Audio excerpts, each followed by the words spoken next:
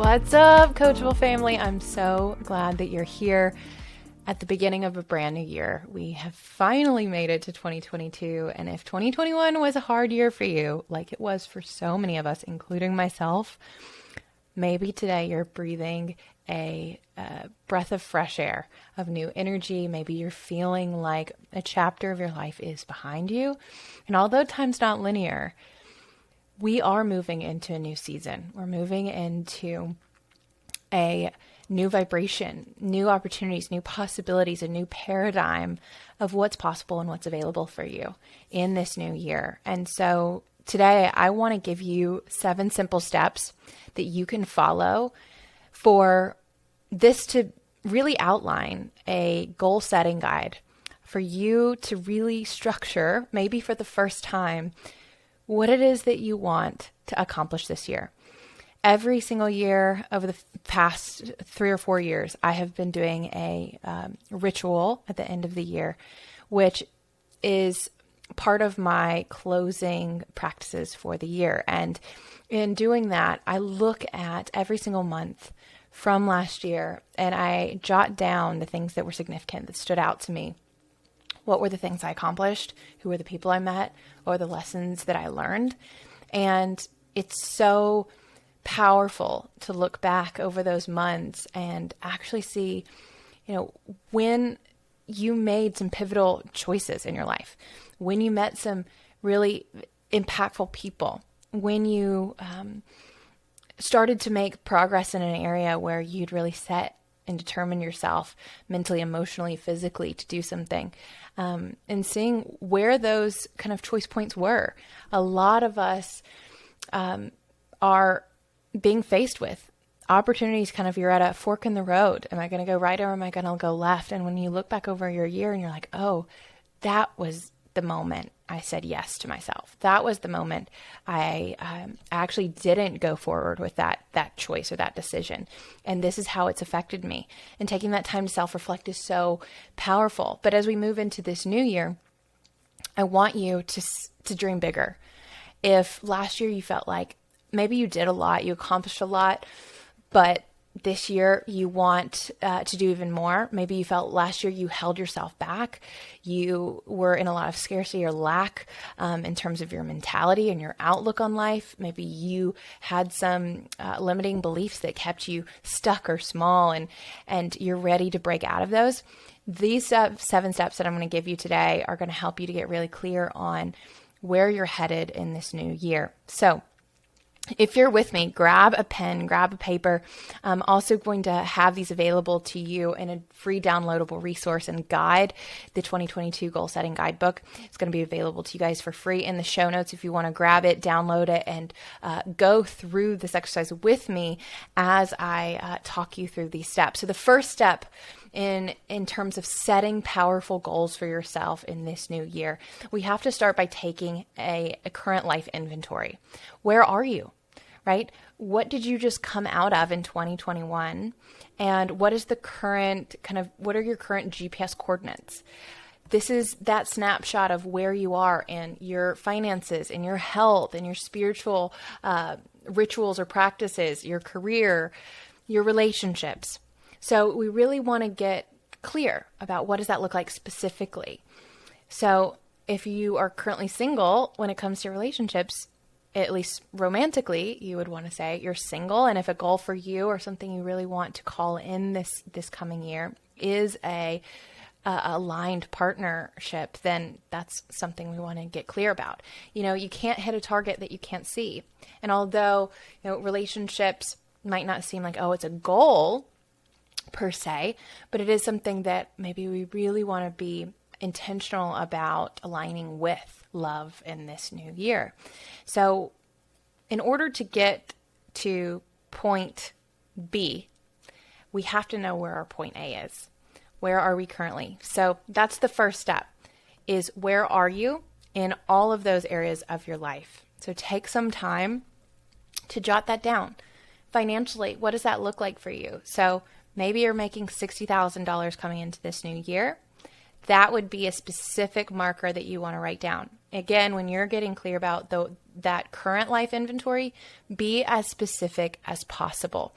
I don't really want you to put in like feelings here. Be very factual. So if you're single, put single. If you're in a relationship, or if you're in a situationship, put that, right? Based on how much debt you're in, how much money you're making, like what is the relationship dynamic that you're in with your family or with your friends right now? What career path are you on currently, even though that might not be where you want to be headed this year? Step 2 is where we're really going to start to cultivate where are we heading? Like, what is the destination? What is that target that we're moving towards? So this is the where we're going. I want you to, again, start to write down your goals for each of these areas of your life. And I want you to make 70% of them actually believable. Things you are confident, you think with good effort, with a lot of strategic support and effort, I can accomplish these things if I really put my best foot forward. 30% of those, I want you to dream big, to have huge, audacious goals, to put things down that you have absolutely no idea how you would accomplish them. These are your vision board dreams that just kind of make you like smile, or you're almost embarrassed to share with someone else because you think they wouldn't understand, or they would laugh at you or say something like, yeah, good luck with, having enough money to buy that car, or meeting that, meeting Oprah, or whatever it might be. So I would say 70% of your goals, make them achievable, believable for yourself, and 30% allow yourself to really dream big in these areas. Okay. So this is your typical time where you really just get to say, I want to, be in the gym a certain number of days a week. Why? Like, I want to gain a certain amount of weight, lose a certain amount of weight. I want to fit into a certain size pant or dress. I want to have X amount in savings, whatever that is for you. Okay. So this is that goal cultivator. Now, step 3 is where we're going to start to investigate what's in the way. This can be practical things, like if you're trying to buy a home this year, maybe you need to have a certain amount of money saved for down payment and closing costs, right? That might be a practical or logistical thing. It might be a skill that you need to develop this year. So if a goal, like for me over Christmas, I got a beautiful new instrument, a hand pan that I'm so excited to be learning. And one of the things is I want to get proficient in handpan. I want to be able to create beautiful, intuitive sounds as an expression of who I am. And part of being able to do that naturally and like in a really gifted way is developing and honing a new skill, practicing a new skill that I want to learn. Other things might be that are in the way for this third step. What's the roadblock? What's preventing you from getting to this goal? It really might be a lot of self-limiting beliefs, fear, things that you need to forgive, or people that you need to forgive, stories that you need to replace with new empowering beliefs, right? Of shifting out of I can't, scarcity and lack in terms of your mentality and what you think you're actually capable of doing and achieving, and moving into becoming, your own best cheerleader, believing that you can actually do something, because I promise you, no one else is going to believe in you until you do. So you have to step into that place of saying, if not now, when? Right? Why am I going to wait another year? I ask my clients a lot, what would have to happen for you to be really happy with your progress of the next 12 months, personally and professionally? This is a question I love to ask. What needs to happen for you to be happy with your progress personally and professionally of the next 12 months?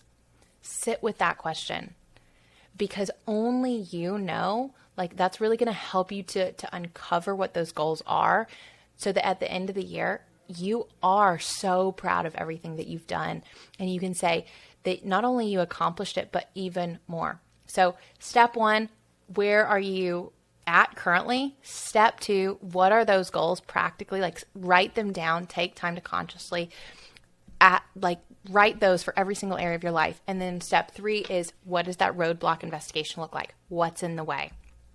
Now, step 4 is where we're going to really get down to the nitty gritty of like exposing why maybe over the last year you didn't hit some of your goals. So step 4 is one that I learned from my coach that really helped me identify why I kept getting stuck, or why I would make certain progress, but I couldn't ever finish a project or a task. And this step 4 is one you do not want to skip over. This is the avoidance trap. So identify in this step what you spend time avoiding. We spend way more time and energy avoiding pain than chasing pleasure. So if you're wanting to avoid rejection more than you are wanting to create and call in aligned love, then you are valuing the avoidance of pain more than you are the pleasure of having a deep, intimate connection with someone. And so if you unconsciously value avoiding pain, like uncertainty, being out of control, disappointing others, failure, judgment, more than you do actually succeeding, actually having the thing that you desire, then you will unconsciously sabotage yourself over and over and over again. So it's really easy to fall into this trap, and I want you to spend time this year. Go ahead and think, what are the things that I can already project and see myself trying to avoid? Because likely you did the same thing last year. Well, I want to avoid the pain of failure. Even though I really want to be a business owner, or even though I really want to start a TikTok account or start a new business, but you want to avoid failure or disappointing someone more. Maybe it's your parents. And so you're at this internal conflict and looking at what we avoid and how much we are possibly overvaluing that in terms of its relationship to what we say that we want and say that we desire. This can show us a lot about what's actually tripping us up. So that's step 4, looking at and asking yourself the question, what am I avoiding? Also, when you just think about this in general, what is the thing that I am avoiding that I most need to do? Typically, it's the thing you need to do. You might be afraid to do it, but it's the thing that you need to conquer. And if you can get yourself in the habit and the routine of asking yourself that question in 2022, you're going to be so incredibly powerful. Step 5 here, this is your values process, okay? What would I be experiencing if I had all of my goals? What would I be experiencing right now if I had all of my goals? This is so important because it's going to expose why you really want something. What do you think that having that goal, losing that amount of weight, making that amount of money is actually going to give you, right? What would be different in your life if you had those needs or those desires met? How would you feel? Would you feel more creative, abundant, successful? Would you respect yourself more? Would you trust yourself more? Because what you're going to find is that whatever goals you set for yourself have so much less to do with the physical aspect of it and so much more to do with the feeling that it generates or that you think it's going to generate. It's really, really important to recognize that most of us operate and live under a belief system that tells us that our happiness is in something. We'll be happy when we have a relationship. We'll be happy when we make partner. We'll be happy when we get X opportunity or buy this house or have a baby. And yet, over and over again, you might be in a point right now where you've achieved some of those things and you're like, I'm still unfulfilled. I'm still not happy. And you're scratching your head thinking, why? And whatever it is that feeling is that you're chasing, that you're trying to move out of one feeling, maybe if you're wanting a relationship really deeply, You're wanting to move away from a feeling of possibly a loneliness, possibly disconnection. Hopefully that's not the reason you are moving towards a relationship. We want to be moving towards a relationship and calling in a relationship from a place of wholeness, not from a place of lack and thinking that someone else or this relationship is going to fill a part of us, because it won't.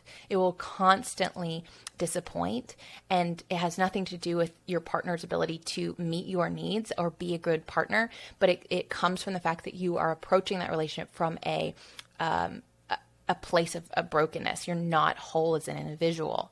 So consider, like, what feeling are you trying to move away from, and what feeling are you unconsciously trying to move towards, right? What are you chasing? Is it connection? Is it fulfillment? Is it freedom? And that is when you're going to start to see, like, how you can start moving forward. What it is that you're really, really hungry for in 2022.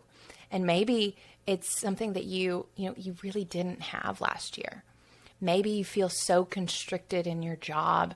Maybe you feel so constricted in your relationship, and you're just desperate to be creative, to have freedom of expression, to not fear, other people's judgment, and to just be able to be liberated from that this year.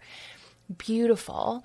And that awareness is going to help you to understand what you need to give yourself and how you can start to do that right now. So 2 more quick steps I have for you is number 6, expand your gratitude. Really tap in to what you currently already have.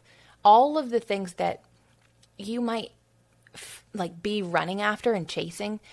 If it's connection, notice, where am I already connected? Who in my life do I have a strong relationship with, where I do feel connected? I do feel seen and acknowledged and known, right? The things that you really want to be experiencing in your life, I want you to ask, where am I already experiencing that? Where, if I want love, where do I already have love in my life? Where can I be so grateful for that? Because when you focus on what you have, because you already have it to some degree, it expands and you attract more of it. Like attracts like. We don't attract what we want. We attract who we are, what we are, the vibration for which we are living in accordance with and coherent with. So when we tap into gratitude, we raise our frequency and our vibration to get into alignment with the thing that we are trying to attract, because we're saying to the universe, I have it already. And so it wants to give you more of that, instead of trying to come from a place of, I want this thing. That puts out a signal to the universe, I don't have it, and therefore I need to attract more of not having this thing. So that is why gratitude is so powerful. And this is how the law of attraction works. The law of attraction is not based on thinking and thoughts necessarily. It's based on feeling, your vibration. And gratitude is the highest, most quickest, powerful way to start to become a magnet for the things that you desire. Most of us are thinking about what we don't have. Most of us are thinking about all the things that we desire that we currently don't have. And that is just putting out this massive signal saying, let's continue to not have it. Because when we focus on what we want, by focusing on all the areas where we already have it, that's how we attract more of it. So that's step 6 and your final step for this exercise, so that you can really be completely set up for creating powerful momentum in your life this year, is number 7. This is the action manifester. This is where all of your dreams, goals, and desires and intentions collide with action, behavior, habit, implementation, right? So where can you commit to show up? What action steps are you going to take and be accountable for now that you've set these goals, right? So this is where you break your goals down into actionable steps, one at a time. So if, for me, for example, the things I'm focusing on this year are continuing to up my spiritual practices. But I really want to focus on getting my physical health in order, really balancing my hormones, working on my metabolic health, becoming even more powerful and knowledgeable in the way that I optimize my energy levels and my sleep and my nutrition. That's something I'm really focused on. So what are those actual steps that I want to be taking? Example, maybe I want to go to a doctor and I'm going to go to an integrated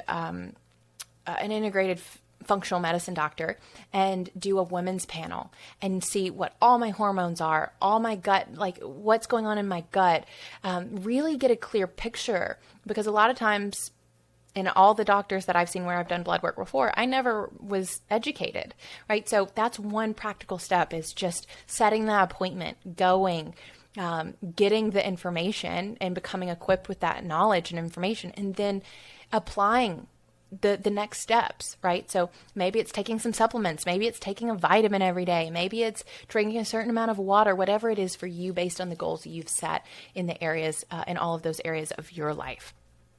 So it's really important here to cover all of the bases, not just the physical ones, that you're the physical things that you're going to do, but how are you going to get your mindset, going differently? How are you going to shift the paradigm out of what you had been telling yourself last year about what's possible into stepping into what's actually possible in this new year? Because you're going to be inspired to move towards something new instead of away from something that you're trying to avoid, right? Where is our motivation coming from? Is it coming from a place of, I want to run away from my current experience because I'm unhappy, because I'm depressed, because I'm lonely? And so that's why I'm running towards a relationship, or I'm running towards, a new career?